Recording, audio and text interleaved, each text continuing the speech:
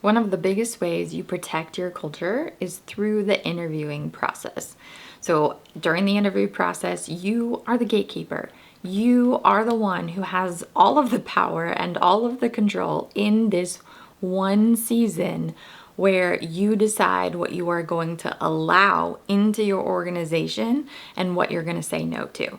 So during the interview process, it is very important to be looking for the red flags of what is going to cause you problems later on down the road. So I'm going to dive into what are the things that come up during an interview that you need to be looking out for. So outside of the person just straight up not showing up for the first interview, sometimes you have an interview scheduled and something comes up and they need to reschedule. There is no reason that they should not be letting you know ahead of time. I have heard excuses of, oh, my car was stuck in the shop, or I was stuck in traffic, or, my internet was down. Like in today's day and age with technology, if they're not going to be able to make it, they should be giving you 24-hour notice, 2-hour notice, something. Like you should not be in that interview sitting there waiting for them to show up and then them not showing up. Second interview red flag we want to look for is whether or not they accept the calendar invite. So in today's day, a lot of times when we schedule interviews, we're sending a calendar invitation, whether it's through Gmail or Microsoft Teams. They look and see if they accept the invitation, because when they accept the invitation, this is confirming that they're putting it on their calendar, and number two, that they use a calendar. There are people today that don't even use online calendars or technology, which can cause you problems down the road, because that could be a sign that they're not comfortable using technology. Now, if you're in an industry where that really doesn't matter, then don't worry about it. But if it's an expectation that you have for your company that they do use technology, that they are organized, that they do have time management skills, them doing something small like accepting a calendar invite can actually give you a insight into where they're at with that. Number three is during an interview process, if you are asking them for information, if you are asking them for reference checks, if you are asking them to fill out an aptitude test or a personality profile, or provide you with something that you are asking of them in order to determine if this person is going to be a good fit, even if it's just a driver's license or payment information, them getting this information to you in a timely manner is very important, because if they're not doing it now, when they want this job, then the chances of them timely getting back to you when they are hired and they are more comfortable goes way down. So how somebody reacts during an interview process is a key indicator for how they're going to act 6 months down the road, a year down the road, when they're more comfortable and more settled. So we want to be looking for timeliness, responsiveness, ability to follow through. These are all key indicators of that. The next thing that you want to be looking for in an interview as a red flag is when you're interviewing and you're saying, what about this, attracts you? What kind of questions do you have for us? Like, what are the things that they keep talking about? If they keep bringing up pay and benefits, walk away. Because if they are coming to you because that is their primary motivation for working for you, it means that will be the primary motivation that they leave you, which means that is going to hurt your retention. And as soon as they're offered a job that has $1 more an hour or $2 more an hour or better benefits, they will leave you in a second, because that was their primary motivation for coming to work for you in the first place. So it will be the primary motivation that they end up leaving again and not sticking with you for the long term, which can cause issues for you, because then you're stuck in this vicious cycle of hiring. So when you're hiring, if you're actually looking for people who want to work for you because of the work, because of the culture, because of the mission, that is what you are looking for. That is really going to help with your long-term retention, instead of people who keep asking about, well, what's your pay like, or what's your benefits like? So in conjunction with that, when you're interviewing someone and you're saying, why are you leaving this job? Another red flag is when they talk about how they're not making enough money. Again, like, not that that's a bad thing. It's not a bad thing to like want to make more money, especially if you don't feel valued or appreciated. But if that is the primary driver of that conversation about they're asking you about money and pay and benefits, and then they're leaving their job because of that, just know they will do that to you again. So there is your red flag. Another red flag that's gonna like fall in line with this is they're leaving because they're not getting promoted. They're leaving because they're not climbing the status.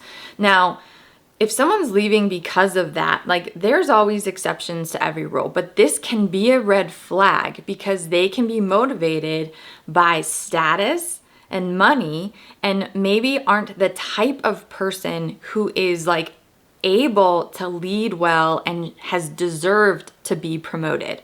So if they're frustrated that they haven't been promoted, then the question is why? And why do you want the promotion, and why haven't you been promoted? And if that comes up in an interview, that can be a red flag as to the fact that they're looking for status. They're looking for something that's going to make them like feel important. And like, people who are motivated by that, it's not for the right reasons. Those do not make the best leaders. Those do not make the best workers. You actually want to stay away from that. You want someone coming in and talking about people, talking about hard work, talking about the team, talking about like doing a good job and feeling like challenged and fulfilled by the work. And it not being about whether like they have a title or not, or they have a certain amount of money or not, because they just expect it. Like, they just feel like, well, if I've been here for 10 years, then therefore I should be promoted. And that's just not the mindset that you want to have coming into a new organization, because what they say in an interview, one, is way watered down for how they really feel. Like, know that like they're watching what they're saying to you. And so you're getting the very watered down version of what's really going on. And that will play out later once they get more comfortable and more settled in your organization, if you end up offering them the job. The next thing that you want to look for in an interview is whether or not they have friends. So this is important, because having friends, having a social circle, having, whether it's a friends or it's a strong commitment to family, it means that they are capable of being in successful relationships with people. They are able to encourage, they're able to support, they're able to like be there for people, they're able to work through conflict. If somebody doesn't have strong, healthy relationships in their life outside of work, they will not have strong, healthy relationships within your organization. And that will be crucial to your culture and your success, and how they end up affecting the people around them. So to me, that is like a deal breaker. If they don't have good, healthy relationships outside of work, it is not going to be any different within your organization. The next thing that you want to look for, that's also in conjunction with, is just what are they talking about as far as like personal drama outside of work? Like, how dramatic do things get? Like, do they have kind of like a sob story and an excuse for everything going on? And, you know, grandma this and my aunt that and my kid this and, oh, like whatever. It's just know that if that's the situation coming in, if that's the situation at their previous place of employment, you will deal with it too. Like, if people are like the types of people who are just like attracted to drama, that means that they don't set good boundaries, they don't have good time management, they don't have good communication skills, and it is affecting their personal life, which 100% will affect their work life. And if you are responsible for that person, it will affect your organization. So be on the lookout for that.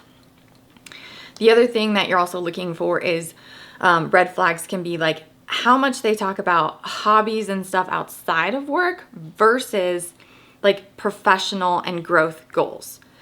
So one, we want people to have a life at work. We want people to like enjoy things, and whether they're working on race cars or they're hunting or they're hiking or they're fishing or crafting, whatever it is, those are good. We want them to have hobbies.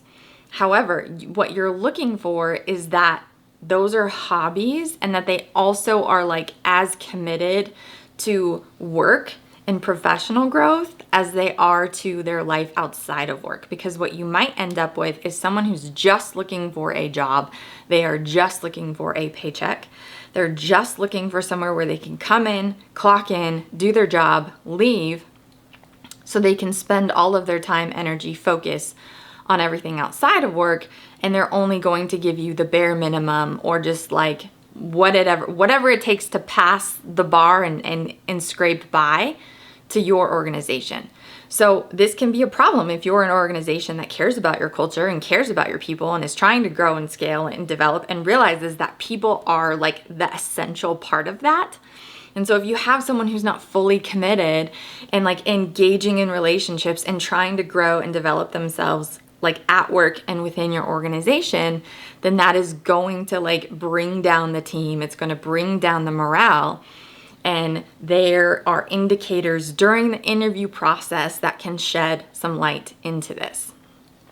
So the next thing that you're looking for in interviews is how they answer. So if they're giving canned, vague answers, like it all sounds good, it like sounds like the good thing, but it's too generic, it's too broad, it's not specific. So you are looking for specific answers, specific examples. Like you're looking for authenticity, you're looking for the real them. And if they come in and everything is just too vague and too broad and too generic, one, that's an example of they know what to say, but they're not able to follow through, which is going to cause you issues down the road because they're going to say all the right things, but they're not going to be able to put their money where their mouth is and actually perform, which is what you want, right? Like you want someone who's actually going to perform. So that is a symptom that happens during the interview process that's going to indicate that kind of experience later on down the road. And then getting to like actually know like who is the real person, not just like the part that they're selling to you, but who is the real person that you are hiring, because that is the person that is going to show up to work every day. That is the person that you will be dealing with. And you want to have as much insight into this person up front as you can. So it's like you need to know that there's like a connection that happens. There needs to be like some kind of trust and authenticity and vulnerability that happens within an interview process. And this can be hard, especially if you're only doing one interview, which is why I always recommend doing at least 2 interviews, because you will get different, deeper conversations in a second interview than you ever will on the first time.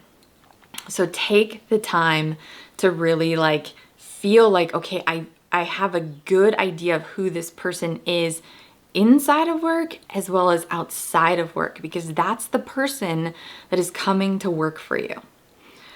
The next red flag that you want to be looking for when you're interviewing that can cause you issues down the road is someone who in their interview process, they're talking about previous work history, they're talking about, good situations, bad situations, and they're not taking responsibility. Like in their answers to you, it's, oh, well, my manager was this, or my coworker was this, or the company was this. And all of it is just kind of like blaming everybody else except for themselves. They're not taking any responsibility for their role in any of these previous situations. Now, there are situations absolutely where people are involved and they get screwed and they get taken advantage of and they are not appreciated. And I get that. And it's like we want to bring them into a place where they are going to be appreciated, where they are going to be valued. However, those people who like you want to have come to your organization, they're never going to be the ones who are trying to throw everybody else under the bus. They're trying to cast blame on everybody. They're going to like watch what they say and how they say it, and they're going to allude to maybe some like, frustrations or drama or something like that. But in how they present it, they're like still gonna be like, oh well, it could have been me. And they're going to like put some accountability and responsibility on themselves. And that's what you're looking for, is someone who takes responsibility and who takes accountability. Because if they don't do it in an interview process, they're not going to do it once they start working for you. So again, like, these are the red flags we're looking for, that when someone comes in to an interview, it's like you have the power and the opportunity to say no. And if you recognize the red flags, you save yourself, you save your team, you save your organization from pain and frustration and drama and chaos and affecting morale and affecting culture down the road. So take this seriously, pay attention to the red flags, and trust your gut. Now, if there's other red flags that you've run into, or like, what are the situations where you thought the interview was great, and then you hired that person and it all went downhill? Like, let's talk about that. Let's dive into that. Leave it in the comments below.